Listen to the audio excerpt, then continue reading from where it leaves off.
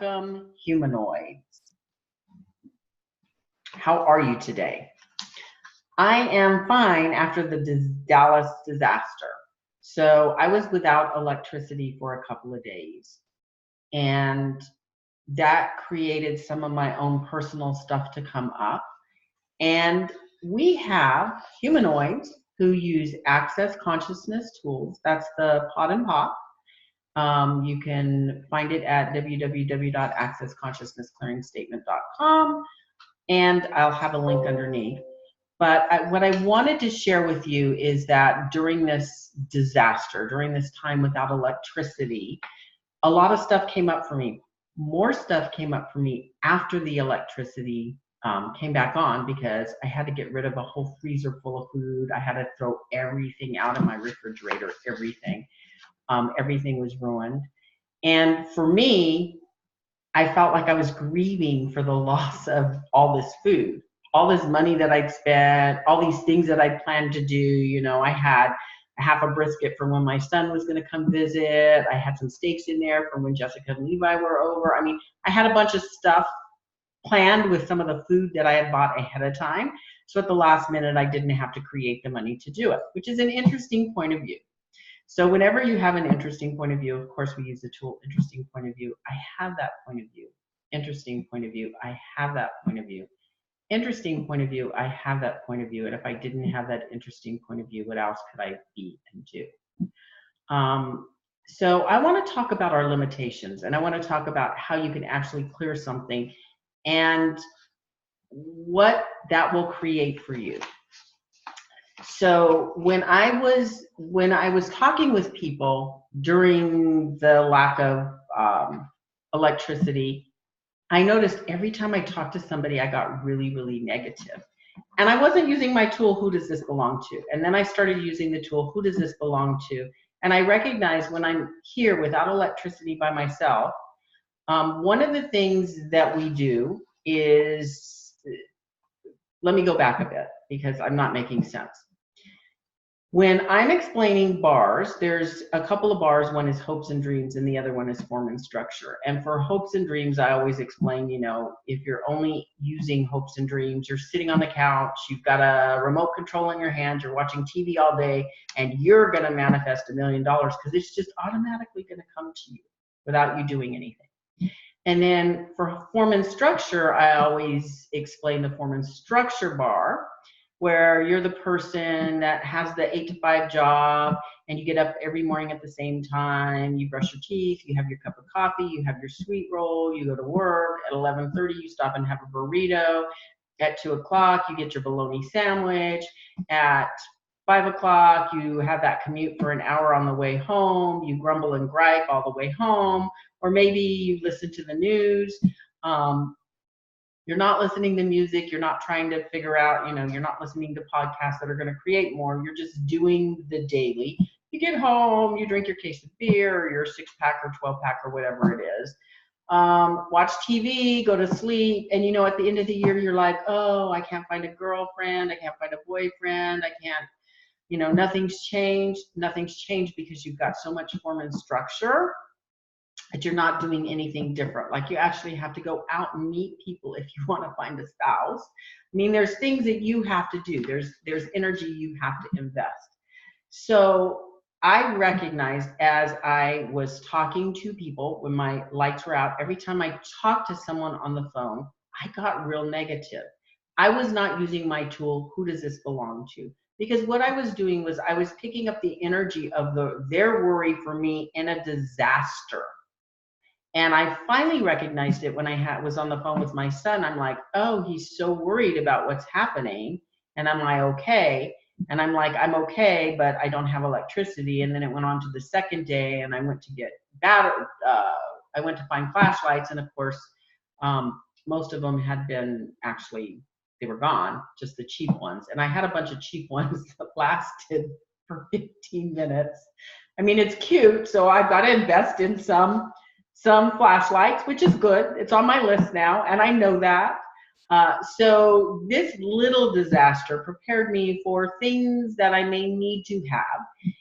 It also had me recognize that I was taking people's worries and I was making it my worry. And then when I get off the phone, I would go into, okay, so my hope and dream is that everything comes out, that this ends quickly, right? So what else is possible? What would it take for my lights to come back on? And I need to do something. So I had them come lay carpet in my trance room. The carpet got laid without electricity. They couldn't vacuum anything, but that's okay. I have it on my list to do today. I had to take everything out of the room, and it happened. I'd already had everything out of the room before the disaster happened. So I opened that back window in there and I cleaned the room. And I've been wanting, interesting, I've been wanting to Marie Kondo my house, right? So I actually spent the entire day without the electricity, cleaning that back room and getting rid of, I have tons and tons of stuff that I am going to take to either a shelter. I finally went through books, and I've let go of books over the years, and I let go of more books because I keep accumulating books. That's the one thing I probably have to do a session with myself on that I have not yet because I'm not ready. But I did get rid of a lot of books, and I had to pot and pock, and I had to thank the book for participating and being with me and giving me the information that I needed, but that I no longer needed. So I cleaned my whole back room, got everything done except for the file cabinet, which was the blessing of not having electricity, because I never would have spent an entire day working on a room. So for me, I mean, how does it get any better than that? The other thing I wanted to talk to you about is this is how you can clear limitations, okay? Because I cleaned out my refrigerator first, and then the lights went out again, and I was having people come over for bars. So I reached out to Brenda Collins, who was kind enough to go online and report that we had an outage before she ever got to the house for the bars. I lit lights everywhere before we got back to the candles, before we got back to the house to do bars. Actually, the lights had come on because Brenda did put it in, and what happened was I think another part of town went up, had electricity, and so a breaker probably just went down, and they didn't realize it until people reported it. So thank you, Brenda. Lots of people were very helpful like that. So, and of course they're all humanoids. So thank all the humanoids who helped when everything was going kind of disastrous.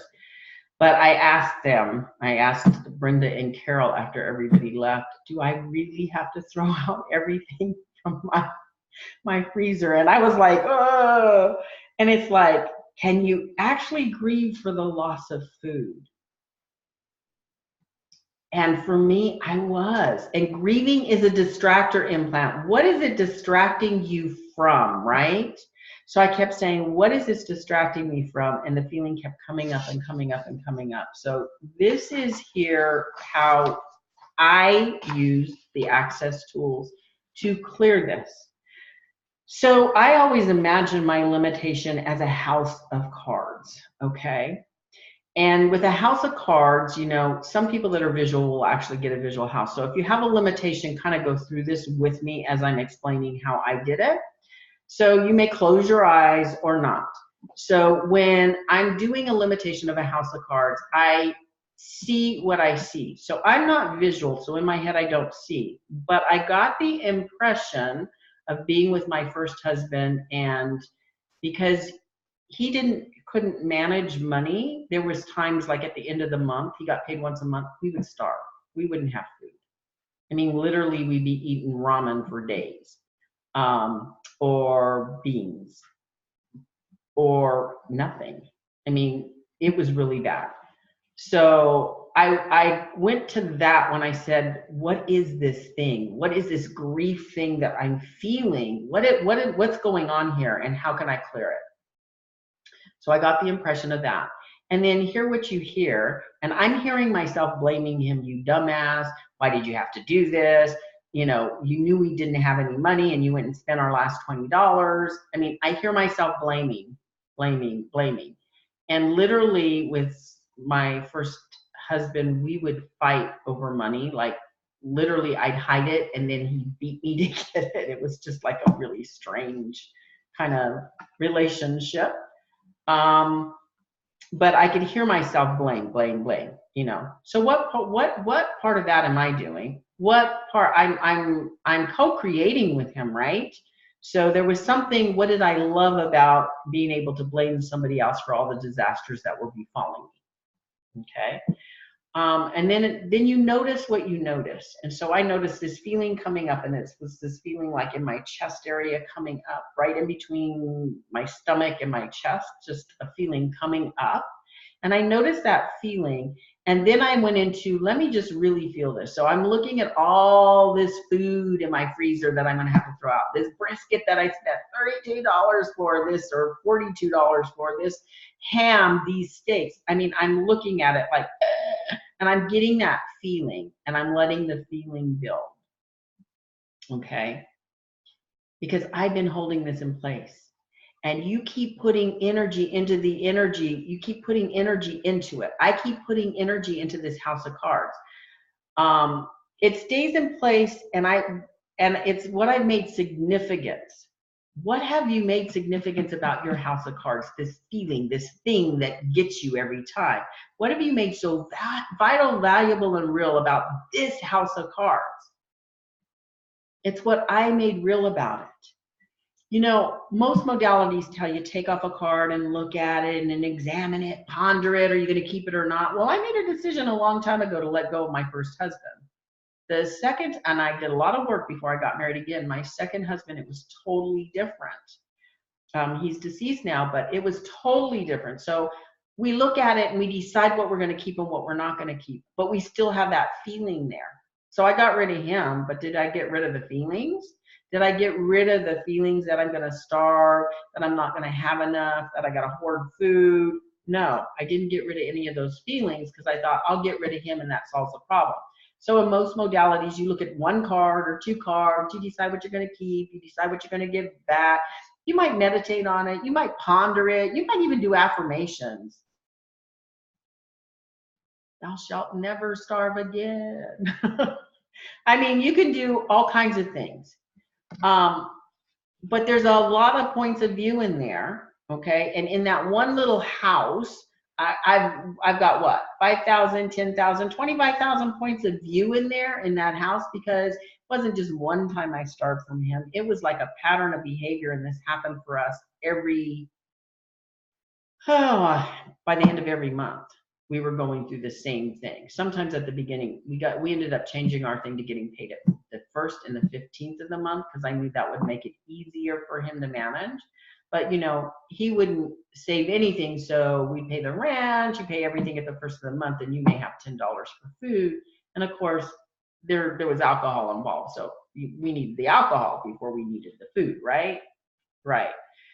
So that energy, all that energy you put into it, all of that, you're keeping it alive, okay? So with the traditional forms of getting rid of things, like in hypnosis, you can go back to the event and then you can clear up the event. But how many other points of view do I have around that? Sometimes it'll blow it all out. Sometimes you have to come back for another session. When you're potting and pocking, actually what it does is it takes that last card and it pulls it out, and everything goes, and all the energy.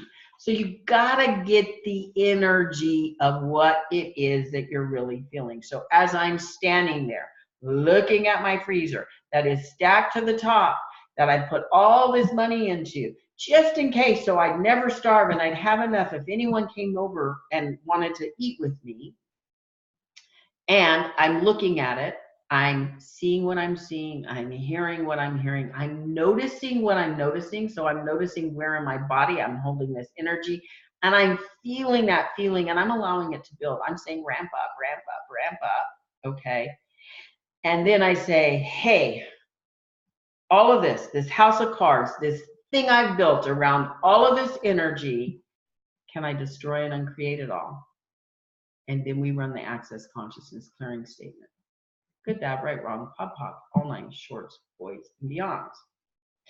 So all those houses of cards that you have been carefully, deliriously, deliberately holding on to and maintaining, will you destroy and uncreate all that, please?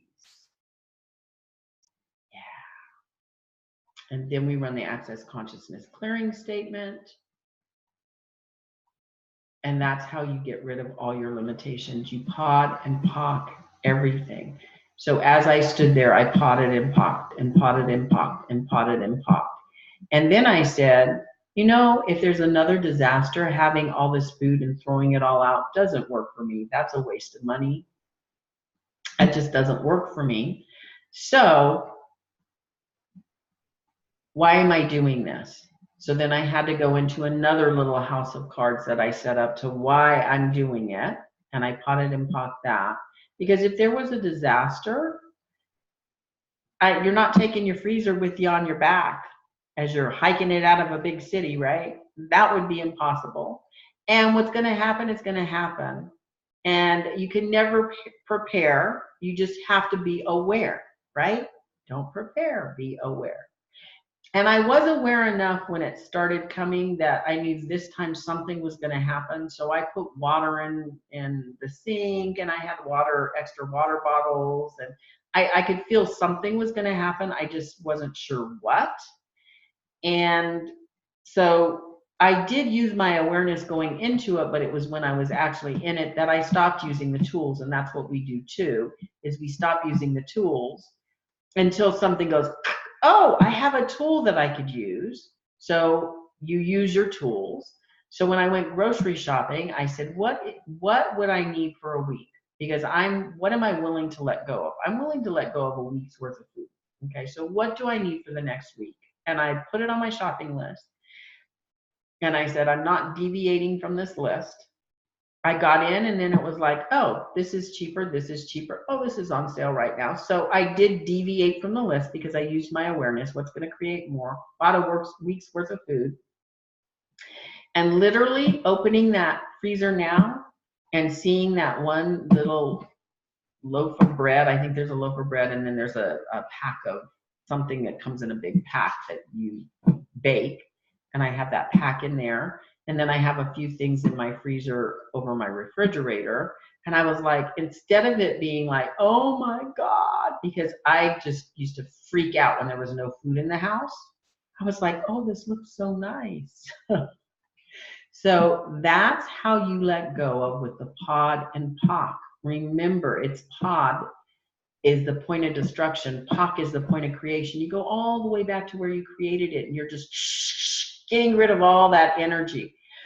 But what you need to recognize is you need to get the energy of it, pull the energy of it. Because when you ask a question and it's specific to you, or you start feeling something, remember feelings are distracting us from our beingness and knowingness, then you take that feeling, you actually imagine it as a limitation, like a house of cards. You see what you see, you hear what you hear, you notice what you notice, you feel what you feel, you get the energy of it, and then you just pot and pock the energy of it. Every slice and slice of the energy of it, you just keep potting and pocking, potting and pocking.